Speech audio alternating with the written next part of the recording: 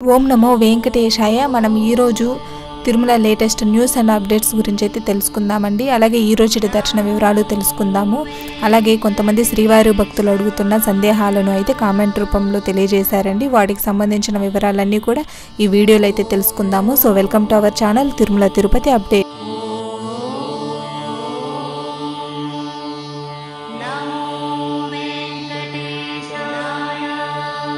So ముందుగా తిరుమలలో దళారుల ఏరివేతకు చర్యలు తీసుకోవాలి అనేసి అయితే టీటీడీ ఈవో గారు శ్యామలారావు గారు అయితే చెప్పారండి.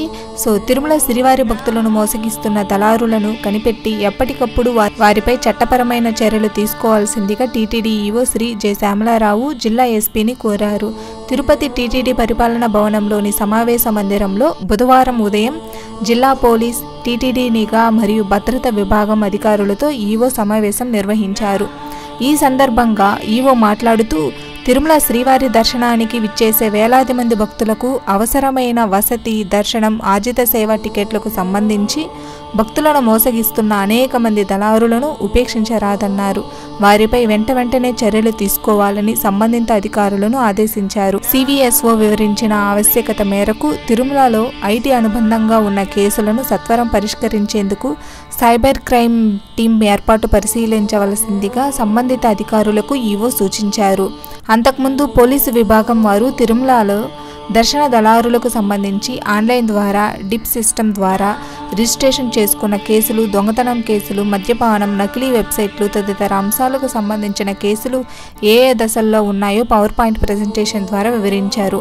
అనంతరం ఈవో మాట్లాడుతూ మరో వారంలోపు ఈ కేసుల్లో ఉన్న దళారులకు చట్టపరంగా తగు శిక్షలు పడేలా చర్యలు తీసుకోవాల్సిందిగా పోలీసు అధికారులను కోరారు. అంతేకాకుండా ఇటువంటి కేసుల సత్వర పరిష్కారం కోసం టీటీడీ విజిలెన్స్, పోలీసు విభాగాలు తరచూ సమావేశం కావాలన్నారు. ఈ సమావేశంలో తిరుపతి జిల్లా ఎస్పీ హర్షవర్ధన్ రాజు, టీటీడీ జేఈఓలు శ్రీమతి గౌతమి, శ్రీ వీరబ్రహ్మం, సివి&ఎస్ఓ శ్రీ నరసింహ కిషోర్, తిరుమల అదనపు SP Shrimati Vimala Kumari, DSP Shri Srinivasa Achari, TTD vigilance officer Shri Giridhar, ఇతర అధికారులు అందరూ అయితే పాల్గొన్నారండి. సో ఏమేం మాట్లాడుకున్నారు, దళారులను ఎలా కనిపెట్టాలి, వాళ్ళకి ఎలా తగిన చర్యలు తీసుకోవాలి అనేసి అయితే సమావేశం అయితే జరిగిందండి. జూలైలో తిరుపతి శ్రీ కోదండరామాలయంలో విశేష ఉత్సవాలు అనేవి జరగబోతున్నాయండి. సో అవి ఏమేమంటే జూలై 6, 13వ తేదీ, 20వ తేదీ, 27వ తేదీల్లో శనివారం సందర్భంగా ఉదయం 6 గంటలకు శ్రీ సీతారామ లక్ష్మణుల మూలవర్ల అభిషేకం, సాయంత్రం 5 గంటలకు ఊంజల్ సేవ అనేది నిర్వహిస్తారండి. జూలై 5న అమావాస్య సందర్భంగా ఉదయం 8 గంటలకు శస్త్ర కలశాభిషేకం జరగనుంది. రాత్రి 7 గంటలకు హనుమంత వాహన సేవ నిర్వహిస్తారు. జూలై 6వ తేదీన పునర్వసు నక్షత్రాన్ని పురస్కరించుకొని ఉదయం 11 గంటలకు శ్రీ సీతారాముల కళ్యాణం అనేది నిర్వహిస్తారండి. జూలై 21న పౌర్ణమి సందర్భంగా ఉదయం 8:30 గంటలకు అష్టోత్తర శతకలశాభిషేకం నిర్వహిస్తారు. జూలై 16న ఆనివార ఆస్థానం అనేది ఉంటుందండి. జూలై 30 నుండి ఆగస్టు 2వ తేదీ వరకు అయితే పవిత్రోత్సవాలు జరుగుతాయండి. ఇవి తిరుపతిలో శ్రీ కోదండరామాలయంలో జరిగే విశేష ఉత్సవాలు అండి. ఈ రోజుటి దర్శన వివరాలు అయితే చూద్దామండి. సో ఈ రోజు అయితే భారీగానే పెరిగిందండి భక్తుల రద్దీ అయితే. సో 300 రూపీస్ స్పెషల్ ఎంట్రీ దర్శన టికెట్స్ ఉన్న వాళ్ళకైతే 2 నుంచి 3 గంటల సమయం అయితే పడుతుందండి. టైమ్ స్లాట్ టోకన్స్ ఉన్న వాళ్ళకైతే 3 నుంచి 5 గంటల సమయం అయితే పడుతుందండి. అలాగే కాలినడక మెట్ల మార్గంలో వెళ్లే భక్తులకు దివ్యదర్శనం టోకన్లు ఉన్న వాళ్ళకైతే 3 నుంచి 5 గంటల సమయం అయితే పడుతుందండి. ధర్మదర్శనం కోసం ఎలాంటి టోకన్స్ లేకుండా వెళ్లే భక్తులకైతే మాత్రం 18 గంటల పైనే పడుతుందండి.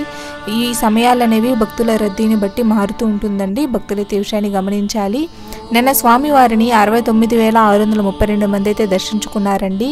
తలనీలాలు 30,179 మంది అయితే సమర్పించుకున్నారు.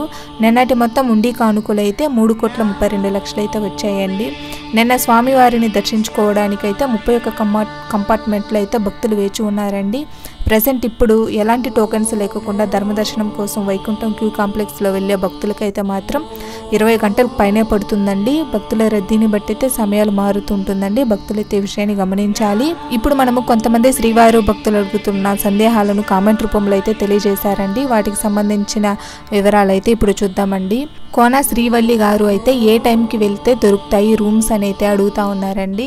సో తిరుమలలో రూమ్స్ అనేవి మనకు ఆఫ్లైన్లో తీసుకోవాలి అంటే మనకైతే సిఆర్ఓ ఆఫీస్ దగ్గరికి అయితే వెళ్ళాలండి. సిఆర్ఓ ఆఫీస్ అయితే ఎర్లీ మార్నింగ్ నుంచి ఓపెన్లో ఉంటుంది, 6 గంటల నుంచి రాత్రి 10 గంటల వరకు. సో మనము ఎంత తొందరగా వెళ్తే అంత తొందరగా అయితే దొరుకుతాయండి. 6 గంటల నుంచి అంటే మనము 4 గంటల నుంచి 5 గంటల నుంచే కూడా క్యూలో నిలబడతారు కాబట్టి భక్తులైతే. సో మనము తొందరగా వెళ్ళాము అంటే రూమ్స్ అయితే తీసుకోవడానికి అవకాశం అయితే ఉంటుందండి. నవీన్ గారు అయితే అడుగుతా ఉన్నారండి, does MLA VIP letters are accepting on Saturday and Sundays please update అనేసి. సో విఐపీ లెటర్స్ అనేవి సాటర్డే సండే తీసుకుంటా ఉన్నారండి. దానికైతే ప్రాబ్లం లేదు, తీసుకుని వెళ్ళొచ్చండి లెటర్స్ అయితే. నెల్లూరు ఈశ్వర్రావు గారు అయితే అడుగుతా ఉన్నారండి, మేడం తిరుమల రూమ్స్ తిరుపతిలో ఎక్కడ ఇస్తారు చెప్పగలరు అనేసి. సో తిరుపతిలో అయితే తిరుమలకు సంబంధించిన రూమ్స్ ఏమి ఇవ్వరండి. మనకు తిరుపతిలో స్టే చేయడానికి మాత్రమే రూమ్స్ అనేవి అవైలబుల్లో ఉంటాయి. సో అవి శ్రీనివాసంలోను అలాగే విష్ణు నివాసం, గోవిందరాజ స్వామి సత్రాల్లో మనం అక్కడ అకామిడేషన్ కోసం మాత్రమే మనకైతే రూమ్స్ అనేవి దొరుకుతాయండి. సో తిరుమలకు సంబంధించినవి కావాలంటే మనకు తిరుమలలోనే వెళ్ళి తీసుకోవాల్సి ఉంటుందండి ఆఫ్లైన్లో అయితే. ఒకవేళ మనం ఆన్లైన్లో అయితే దానికి సంబంధించినవి అయితే మనకి మంత్ ఎండింగ్లో రిలీజ్ చేస్తారు కాబట్టి అఫీషియల్ వెబ్సైట్లో దాన్ని చూసి అయితే ఆన్లైన్లో బుక్ చేసుకోవాల్సి ఉంటుందండి. డైరెక్ట్గా ఆఫ్లైన్లో కావాలనుకుంటే మాత్రం మనకైతే తిరుమలలో సిఆర్ఓ ఆఫీస్ దగ్గరికి వెళ్తే మనకైతే రూమ్స్ అనేవి ప్రొవైడ్ చేస్తారండి. మన ఆధార్ కార్డ్ చూపించి అయితే తీసుకోవాల్సి ఉంటుంది. ఇవ్వండి కొంతమంది శ్రీవారు భక్తులు అడుగుతున్న సందేహాలు అయితే. సో ఇంతేనండి ఈ రోజుటి Tirumala latest news and updates అయితే. సో ఈ వీడియో కనుక మీకు నచ్చినట్లయితే లైక్ చేయండి. అలాగే మరిన్ని వీడియోల కోసం అయితే మన ఛానల్ని సబ్స్క్రైబ్ చేసుకోండి. మీ ఫ్రెండ్స్ అండ్ ఫ్యామిలీ మెంబర్స్ కూడా షేర్ చేయండి.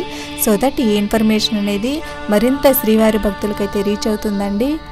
ఓం నమో వెంకటేశాయ. సర్వేజన సుఖినో భవంతు.